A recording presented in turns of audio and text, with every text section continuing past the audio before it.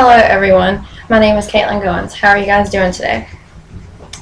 How many of you claim to have ADHD, or maybe you just look at it as just something silly?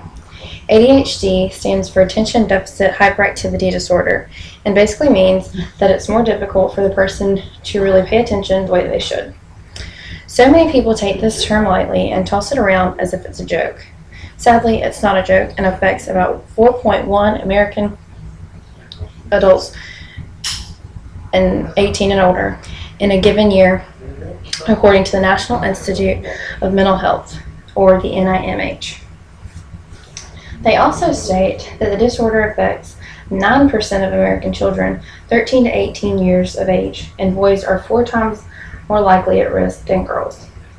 These percentages may seem small, but when you're talking about millions of people, the numbers don't seem very small.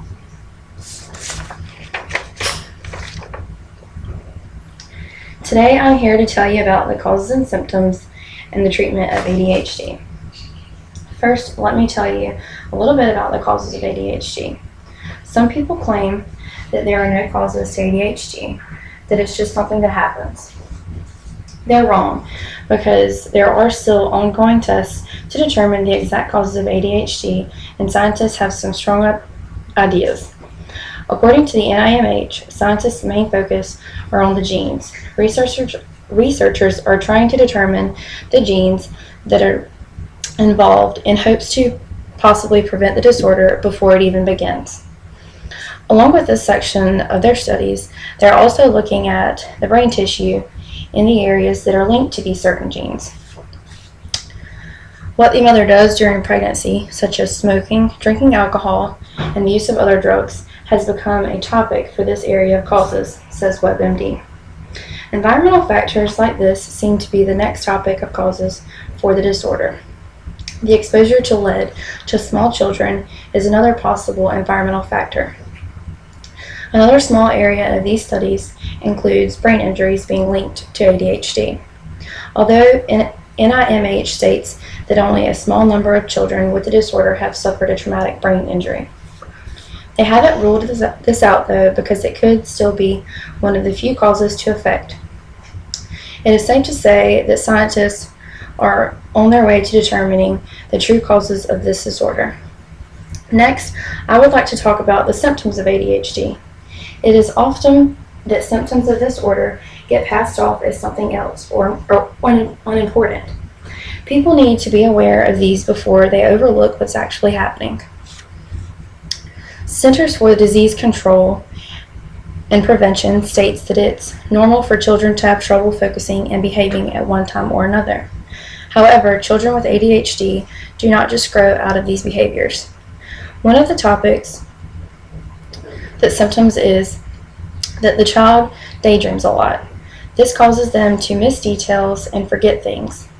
These people become easily bored with a task within minutes, unless they're doing something that they enjoy, says the NIMH. It becomes difficult for them to focus their attention on completing a task and even have trouble doing something simple like a homework assignment. According to WebMD, a largely known symptom for ADHD is that they can't sit still. They have to constantly be moving. They may squirm or fidget or run around at the wrong times. Often people push these behaviors off as disobedience, but they don't understand that they really cannot help it. So far, I have told you about the causes and symptoms of ADHD. Last, I would like to tell you about the treatment. Some would argue that treatment for ADHD doesn't really work the way it should in a healthy way.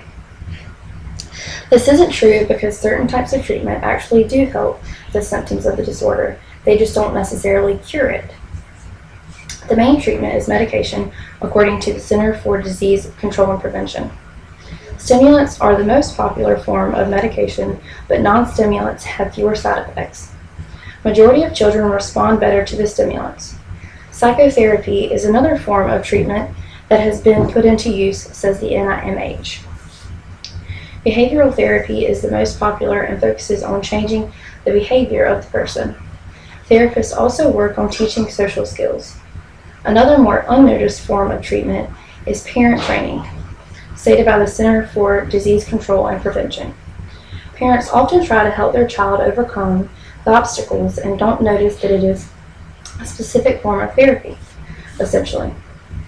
Although these statements don't cure ADHD treatments, anything that helps benefits the person with the disorder in many ways.